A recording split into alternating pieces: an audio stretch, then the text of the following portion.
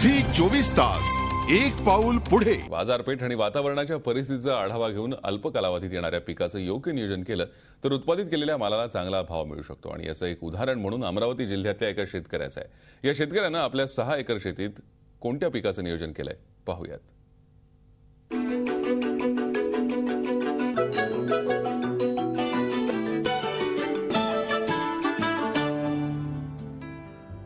हे आहेत राहुल शहारे।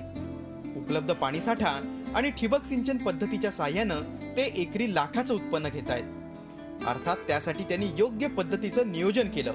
त्यांनी आपल्या 6 एकरात कलिंगडाची लागवड केली। मराठवाडा आणि पश्चिम महाराष्ट्रात दुष्काळ पडल्यामुळे त्या भागातील शेतकरी कलिंगडाची लागवड करू शकणार नाही। याच परिस्थितीचा शहारे यांनी फायदा घेण्याचा प्रयत्न केला आणि त्यांच्या प्रयत्नांना यश आलं। शेतकऱ्यांनी ठिबकवरती कुठलाही क्रॉप असो आणि बेड सिस्टम ह्या गोष्टीचा जर वापर केला तर निश्चितच त्यांच्या उत्पादनामध्ये वाढ होऊ शकते। शहारे यांनी कलिंगडाची शेती करताना योग्य ते नियोजन केलं। शेतीसाठी लागणारं खत ते ठिबकच्या माध्यमातून देत आहेत, तर फळमाशीला नियंत्रित करण्यासाठी इंटिग्रेटेड पेस्ट मॅनेजमेंट अंतर्गत टॅप लावून कीड नियंत्रित केली जाते। जे ट्रॅप लावलेले आहेत तर याच्यामुळे फळमाशी ही कुठल्याही केमिकलने अतिशय किचकट आहे, ते कव्हर होत नाही। यावर्षी राज्यात सर्वत्र दुष्काळी परिस्थिती आहे।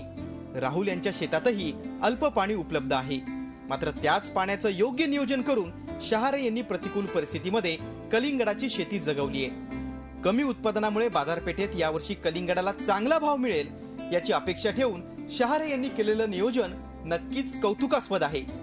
राजेश सोनोने, झी मीडिया, अमरावती। झी 24 तास एक पाऊल पुढे।